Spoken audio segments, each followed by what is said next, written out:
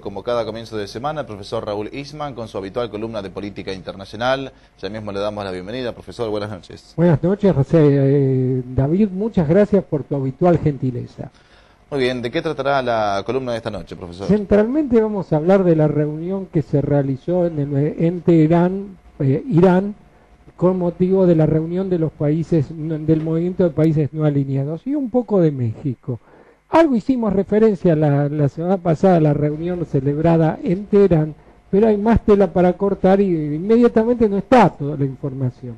Entonces, hubo muchas cosas destacadas. La primera es que Estados Unidos quiso boicotear la reunión y sin embargo concurrieron 120 países del mundo, prácticamente el 80% de los países del mundo.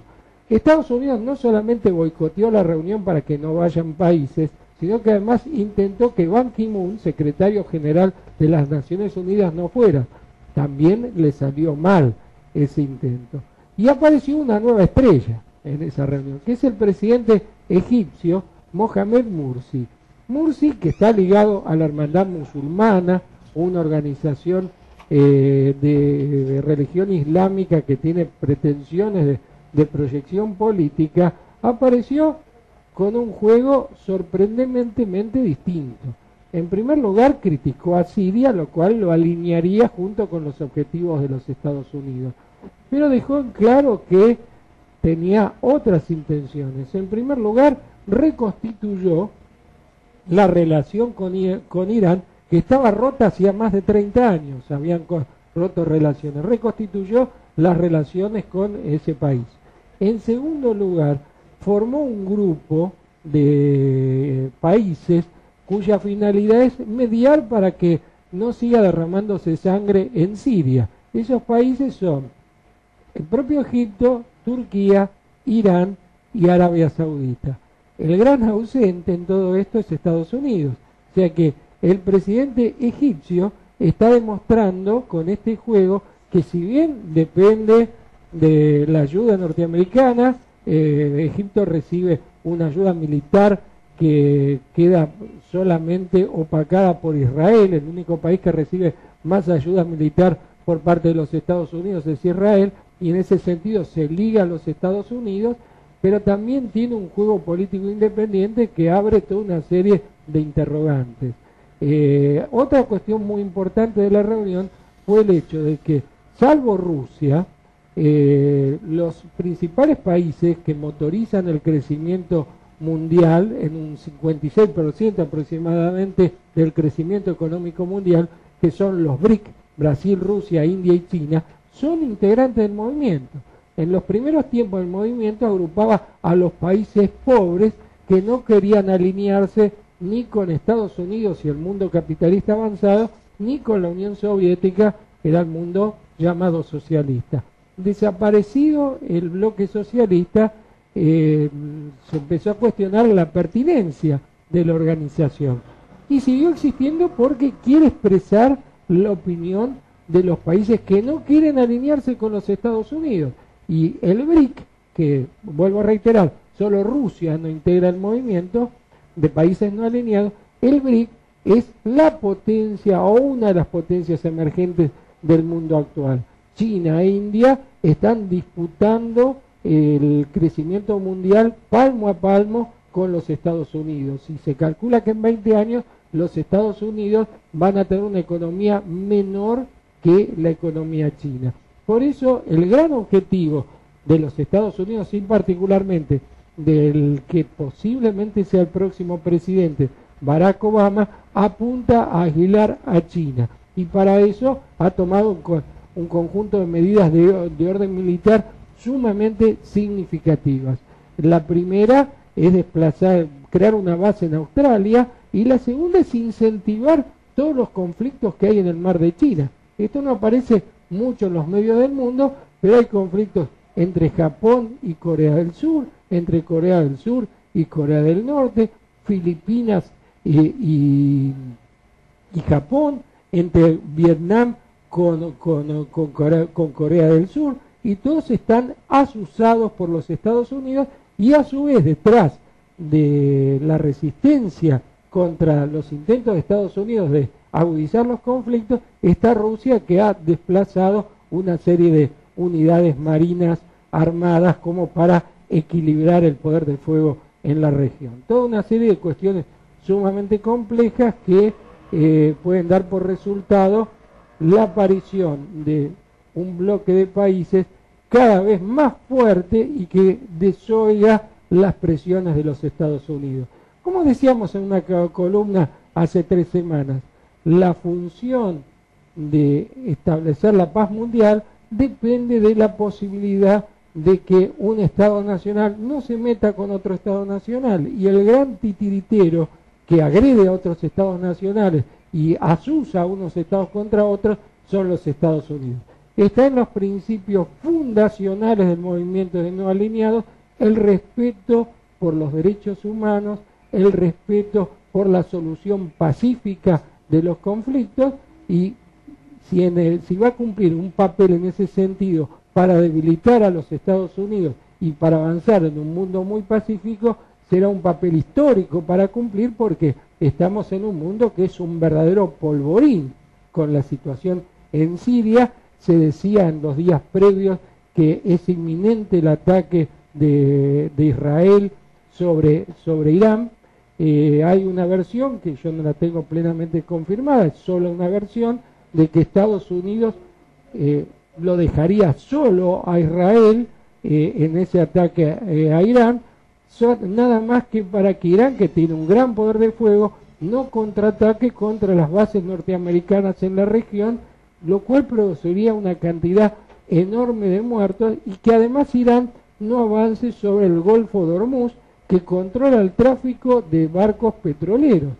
Si Irán bloquea el Golfo de Hormuz, el petróleo se va a disparar a las nubes. O sea que la situación del mundo actual es un polvorín. Y concluyendo con este tema, si el movimiento de países no alineados logra poner un granito de arena para conservar, aunque sea tenuemente, la paz mundial o la menor cantidad posible de guerras en el mundo, estará cumpliendo un rol histórico. Después tenemos que hablar un poco de México, porque como decíamos la semana pasada, fue refrendado el triunfo de Enrique Peña Nieto del Partido Revolucionario Institucional, y ayer en el Zócalo, en el Distrito Federal, en la Ciudad de México, hubo una marcha masiva impresionante en la cual el candidato derrotado por fraude, Andrés Manuel López Obrador, anunció que se desligaba de los partidos porque lo habían apoyado. Él es militante del Partido Revolucionario Democrático, PRD, que salió del PRI, en la primera elección que el PRI hizo fraude. En 1988 le robó la elección a Cuauhtémoc Cárdenas, fundador del PRD. Después le hicieron fraude a Andrés Manuel López Obrador en el 2006 y ahora también en el 2012. Se va del PRD, se desliga del Partido del Trabajo y se va a concentrar en formar con Morena, su organización, se va a concentrar en formar un partido político con todo lo necesario para poder presentarse en la próxima elección y tratar de evitar el fraude. En mi opinión, esto refleja una cuestión, no la posición de Andrés Manuel López Obrador, sino el fraude sistemático cuando la derecha puede perder las elecciones en los Estados Unidos, refleja la voluntad del poder económico mexicano y el poder económico de los Estados Unidos de no soltar el presupuesto estatal mexicano, por las buenas o por las malas, y las prerrogativas del Estado mexicano. No hay que olvidarse que hay un doble contrabando en la frontera. No es una casualidad, ya lo he dicho varias veces, pero nunca está de más, que los 3 principales países del mundo en narcotráfico son 3 países donde Estados Unidos tiene mucha influencia. Aquellos que crean que Estados Unidos quiere combatir el narcotráfico son por lo menos muy ingenuos. Estados Unidos tiene tropas en Afganistán, país productor de amapola con el cual se hace el opio. Estados Unidos tiene tropas y bases en Colombia, país central del narcotráfico, y Estados Unidos, aunque formalmente no tiene tropas, tiene una capacidad de intervención enorme en México. Y no solamente el presupuesto, sino el control de los mecanismos del Estado estatal mexicano, que le permite entrar la droga en México y también sacar armas constantemente para matar personas. Si en Colombia la FARC es un pretexto para reprimir al movimiento popular colombiano, el narcotráfico es un pretexto para reprimir al movimiento popular mexicano. No es casual que en el sexenio que termina de Felipe Calderón hayan sido nada menos que 100.000 muertos, entre ellos el hijo del poeta Javier Sicilia, que abandona moralmente la lucha por justicia en el caso de su hijo, porque es como enfrentarse con una pared. El Estado mexicano es una pared granítica de impunidad. Muy bien, profesor, como siempre, muy completo. ¿Habrá momento de repasar lo que nos sale en los medios? Por supuesto, pero antes quisiera hacer un comentario porque mañana es 11 de septiembre. Hay 3 11 de septiembre importantes en la historia. El 11 de septiembre de 1888 falleció Sarmiento, al cual se lo llama el padre del aula, el maestro inmortal. Yo venía leyendo en el viaje algunas cosas que dijo Sarmiento. Es conocido que decía, no resangre de gauchos porque ese es el mejor abono para la tierra. Pero también odiaba a los indígenas. Decía que Caupolicán, un cacique mapuche chileno, era un piojoso y que merecían la muerte. Y lo mismo dijo del noble pueblo paraguayo, que fue asesinado vilmente por la oligarquía de Buenos Aires, la oligarquía brasileña y los sectores que les eran útiles del Uruguay. Un genocidio que se hizo con el pueblo paraguayo. Decía que eran una banda de borrachos que seguían al mariscal Solano López. O sea, que se ponga el nombre de maestro inmortal a un ejemplar de esas características realmente es una de las grandes ironías de la historia, comparable a darle a Barack Obama el Premio Nobel de la Paz. El 11 de septiembre de 1973 se produjo el golpe de Pinochet y quiero hacer sentir mi homenaje al noble presidente chileno Salvador Allende, que murió defendiendo la democracia, y a los nobles hermanos de Chile que murieron en ese golpe militar infame y genocida. O sea que hubo gente que defendió la democracia y hubo gente que la basurió la democracia. Y finalmente el 11 de septiembre del 2001 fue el famoso ataque a las Torres Gemelas. Hoy en día ya es muy evidente, estoy hablando de pruebas políticas, no jurídicas. Estoy hablando de pruebas políticas, que fue un autoatentado. Hace poco se trascendió una información en la cual Hillary Clinton decía que Al Qaeda la crearon los Estados Unidos. Del atentado del 11 de septiembre se dijo que el principal responsable era Osama Bin Laden. Lo mataron, teóricamente lo mataron encontrándolo en Pakistán. No lo detuvieron para hacer un juicio, no se hizo un juicio, se está empezando un juicio secreto contra algunos detenidos en Guantánamo, pero es un hecho que merece un juicio público y que se conozca.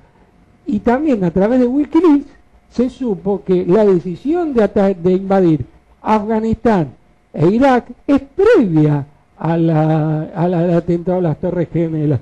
Fue un pretexto para esas invasiones que le dieron direccionalidad al gobierno de Bush. O sea que a los dirigentes políticos argentinos que dicen que en Estados Unidos hay una justicia independiente, para demostrarlo, métanlo preso a Bush, que es un criminal con todas las letras, y ahí vamos a creer que es una justicia independiente. Lo que nos sale en los medios tiene que ver con algo que corresponde a nuestro país. La semana pasada se firmó un convenio entre la YPF estatal y Gazprom, una empresa estatal rusa, para la exploración y explotación del muy refinado petróleo que hay en un yacimiento que se llama Vaca Muerta. O sea que vemos que los medios dicen, estamos aislados del mundo, no vienen inversiones, y es una empresa de primer nivel mundial que controla el abastecimiento de gas de toda Europa. Si cierran la canilla del gasoducto de Gazprom, se muere la economía de Alemania Occidental. se muere la economía de Italia, se muere la economía de Francia. Toda Europa depende del gas que viene de Siberia y todo ese gas depende de esta empresa.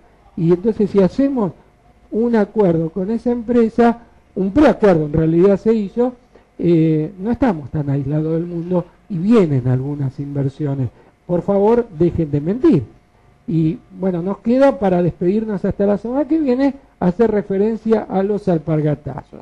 El alpargatazo internacional es para John Baird, ministro de Relaciones Exteriores de Canadá, que rompió relaciones con Irán, denunciándolo por ser el país más importante promotor del terrorismo internacional. No podían mirar un poco más al sur. Canadá limita con los Estados Unidos. 1 millón de muertos en Irak no es terrorismo. Lo que han hecho lo que hacen en Afganistán y en Pakistán, que matan gente en bombardeos por error, no lo llaman terrorismo. Realmente es de un cinismo sin límites la opinión de este señor Baird. Y el alpargatazo nacional es para toda la oposición, de conjunto. Todos lo merecen, porque la semana pasada la Presidenta estaba hablando del problema con Techín y luego se refirió a un juez al que se lo está acusando de presionar a que se hagan obras públicas con empresas amigas de él. Es un juez que ahora no recuerdo el nombre. Entonces la Presidenta dijo, ténganle miedo a Dios, y se vio claramente que lo dijo de modo irónico, y un poquito de miedo ténganme a mí. Se pusieron todos en fila para decir, no tenemos que tener miedo, yo no le tengo miedo. De Narváez dijo que la Presidenta no me da miedo, me da lástima. De Narváez, deja de decir payasada. Macri dijo, no hay que tener miedo. Por supuesto que no hay que tenerle miedo a la Presidenta, porque el 54% de la población que la votó no le tiene miedo, la ama a la Presidenta. Entonces hay que tenerle miedo a Macri, porque Macri puso como jefe de la Metropolitana a un defensor del terrorismo de Estado, puso como jefe de la Metropolitana a un tipo que iba a avisar que cuando iban a allanar un domicilio para investigar el caso de la AMIA, lo llamó para avisarle, mirá que te van a allanar, un cómplice del peor terrorismo que hubo en la historia argentina, y un tipo que ha puesto un 0800 para buchonear cuando hay actividades políticas en la escuela. Pero él llevó a su rabino, que es el legislador, el rabino Berman, a las escuelas, y llegó a ese mamarracho indio que trajo como meditador a las escuelas. Parece que algunas cosas se pueden hacer y otras no. Muy bien, profesor, como siempre, muy completo todo. Bueno, muchas gracias y nos estamos viendo la semana que viene, que es día laboral. La otra semana tenemos lunes feriado, vamos a ver lo que hacemos.